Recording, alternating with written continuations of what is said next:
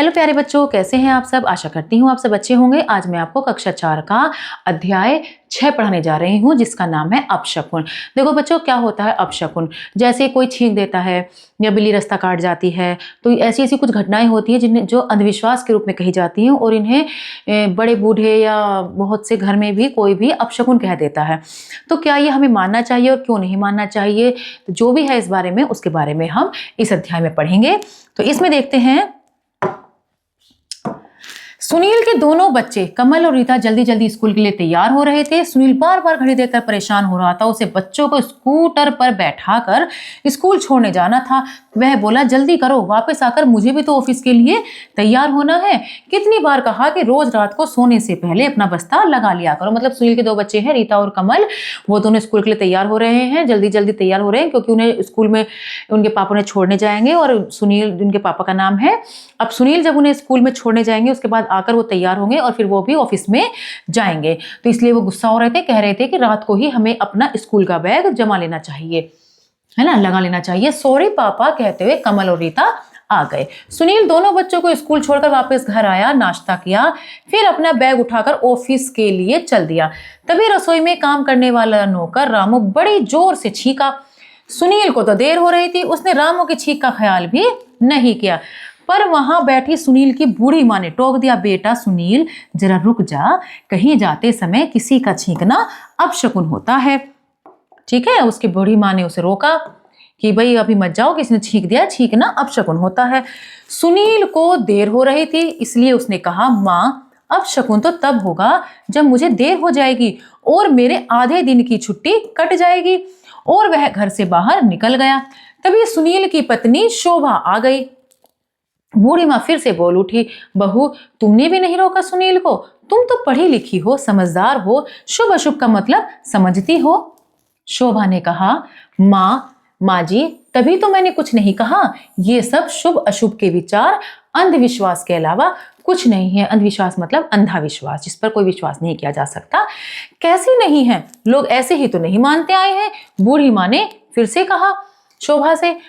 शाम को सुनील को वापस आने में कुछ देर हो गई। अक्सर ऐसा हो जाता है। शोभा सुनील के लिए नाश्ता बना रही थी। कमल और रीता खेलकर आ गए थे, मतलब शाम का टाइम था, अब वो शाम को ऑफिस आने का टाइम था उनका 6 बजे, और थोड़ा लेट हो गए थे। और रीता और कमल भी खेलकर बाहर से आ गए थे। अब उसकी बूढ़ी माँ को फिक्र होने लगी। दादी माँ ने कमल से पूछा, कमल क्या समय हुआ है। दादी माँ, अभी 6:15 हुए हैं। रोज तो सुनील 6 बजे आ जाता था, आज अभी तक नहीं आया। दादी माँ ने कहा, पापा आते ही होंगे, कहकर कमल पढ़ने के लिए चला गया। मतलब कमल कहने लगा पापा आते होंगे, मतलब वो परेशान होने लगी थी ना कि 6:15 हो गए हैं, रोज 6 बजे आ जाते हैं। तो अब कमल भी ये कहकर कि पापा आते होंगे, अपना पढ़ने के लिए चला गया वो भी। लेकिन बूढ़ी माँ को चैन कहाँ था, वे बोली, मेरी तो कोई सुनता ही नहीं है, सब लोग इस घर में अपनी अपनी चलाते हैं। कितनी बार कहा कि शुभ अशुभ का विचार कर लिया करो। थोड़ी देर में सुनील लौटा, हाथ में बैग के अलावा मिठाई का डिब्बा भी था। दोनों बच्चे और शोभा उत्सुकता से उसके पास आ गए। उसके हाथ में बैग भी था और मिठाई का डिब्बा भी था, तो सब बड़े उत्सुक हो गए, उत्सुकता से उसके पास आ गए। लो सब लोग मिठाई खाओ, आज मेरी तनख्वाह 5,000 रुपए बढ़ गई। मिठाई का डिब्बा उसने शोभा को थमाया और आगे बढ़कर बूढ़ी माँ के पैर छुए। माँ ने खुश रहो, खूब तरक्की करो का आशीर्वाद दिया और चुप हो गई, है ना। अब भाई 5,000 रुपये तनख्वाह बढ़ गई उसकी, तो खुशी की तो बात ही थी। तो उन्हें पैर वैर छुए। उसके बाद क्या होता है, बूढ़ी माँ बड़ी खुश हुई, तरक्की की खूब उन्हें दुआएं और आशीर्वाद वगैरह देने लगी। शोभा ने सबको मिठाई दी। सुनील भी हाथ मुंह धोकर नाश्ता करने बैठा। तब शोभा ने उसे माँ जी की सारी बातें बताई।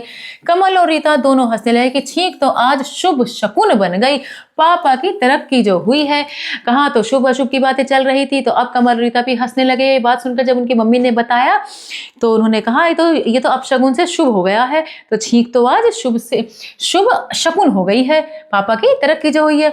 लेकिन सुनील ने इस बात को यूं ही नहीं खत्म होने दिया। उसने कमल और रीता से पूछा, अच्छा बताओ छींक क्यों आती है। सवाल करा, भैया छींक आती क्यों है, छींक को ऐसा क्यों माना गया। छींक, कमल ने सोचते हुए कहा, बस वह तो सभी को आती है। कमल ने कहा, भाई छींक है, छींक तो सभी को आती है। नहीं, सुनील ने रीता से पूछा, तुम बताओ। ठीक है, पहले कमल से पूछा, फिर रीता से पूछा। नाक में कुछ फंस जाने से छींक आती है। तुम्हारा जवाब पूरा सही नहीं है, आओ चलो माँ के पास। उन्हें भी और तुम्हें भी बताता हूँ कि छींक क्यों आती है। सुनील बोला। तो अब पता चलेगा, देखो छींक क्यों आती है ना। उन्होंने तो कहा, रीता ने कहा कि छींक नाक में कुछ फंस जाने की वजह से आती है। तो वे तीनों बूढ़ी माँ के पास जाकर बैठ गए। शोभा को रसोई का काम पूरा करना था, वह रसोई में चली गई। अब बूढ़ी माँ के पास सुनील और दोनों बच्चे बैठे थे। सुनील ने कहा, माँ तुम यह गलत सोचती हो कि छींक आना अपशकुन होता है, मुझे मत समझा, सब लोग ऐसे ही तो नहीं कहते। बूढ़ी माँ अभी भी अपनी बात पर अड़ी थी। सुनील ने कहा, सुनो माँ, छींक हमारी अपनी इच्छा से नहीं आती, यह तो वैसी ही स्वाभाविक क्रिया है जैसे हम सांस लेते हैं, हंसते हैं, रोते हैं। स्वाभाविक क्रिया, जो हम कुछ भी करते हैं, हंसना, खेलना, रोना, अपनी अपनी खुद की क्रिया जो होती है, ऐसे ही छींकना होता है। सुनील 1 मिनट के लिए उठा और एक किताब ले आया जिसमें नाक का एक चित्र बना था। कमल और रीता के साथ माँ को भी वह चित्र दिखाकर सुनील ने कहा, देखो हमारी नाक के अंदर एक पतली झिल्ली होती है, वह सांस के द्वारा अंदर जाने वाली हवा को छानती है। अगर इस हवा में धूल का कोई ऐसा कण आ जाता है जो शायद हमें दिखाई भी न दे तो हमें छींक आती है। वह एक जैसे ही नाक की झिल्ली से टकराता है तो झिल्ली में खुजलाहट या सुरसराहट होती है और क्या होती है, छींक की क्रिया अपने आप हो जाती है। ठीक है, नाक के अंदर जो झिल्ली है वहां पर कोई धूल का कण आ जाता है तो उससे दिक्कत होती है, जिस वजह से छींक आ जाती है। ठीक है, कमल और रीता ध्यान से उस चित्र को देख रहे थे। सुनील ने कहा, होता यह है कि नाक की झिल्ली में सुरसुराहट होने से अंदर गई हवा झटके से बाहर आती है, इससे फंसा हुआ धूल का कण वापस बाहर निकल जाता है। इसी बीच शोभा ने रसोई में छोंक लगाई। उसके बाद सुनील, कमल और रीता तीनों को लगभग एक साथ ही छींकें आ गई। छींक रुकने पर तीनों खूब हंसे। कमल बोला, पापा इस बार तो छींक किसी और कारण से आई है। हाँ, तुम्हारी माँ ने जिन चीजों से छोंक लगाई है उनके गुण उस हवा में आए जिसे हमने सांस के द्वारा खींचा। उस हवा से नाक की झिल्ली में खुजलाहट या सुरसुराहट हुई और छींक आ गई। इसी तरह जब हम उस जगह से गुजरते हैं जहां मिर्च की बोरियां रखी हो या जब हम मिर्च का पाउडर तोलने वाले के बिल्कुल पास खड़े होते हैं तो हमें छींक आ जाती है। कारण वही है कि हवा में मिर्च के अदृश्य कण आकर हमारी नाक की झिल्ली से टकराते हैं।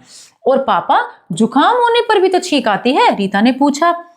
जुकाम में नाक की झिल्ली में हल्की सूजन आ जाती है, तब सांस द्वारा जाने वाली हवा उससे रगड़ खाती है, साथ ही अंदर से आने वाला पानी भी झिल्ली में सुरसुराहट पैदा करता है, इसलिए छींक आती है।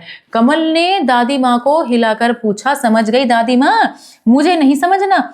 कमल का हाथ झटककर दादी माँ ने कहा, तुम ही समझो इन ऊल जलूल बातों को। सुनील और दोनों बच्चे हंसने लगे। लेकिन बात यही है बच्चों कि नाक में झिल्ली होती है जिस वजह से कोई भी कण या ऐसी चीज जो कि अंदर जाने से रुक जाती है, उसके वजह से नाक में सुरसुराहट वगैरह होती है, जिसकी वजह से वो छींक आती है, जिससे कि वो आया हुआ कण बाहर आ जाता है। तो आशा करती हूँ आपको ये अध्याय अच्छे समझ में आया होगा। मिलते हैं अगली कक्षा में। धन्यवाद।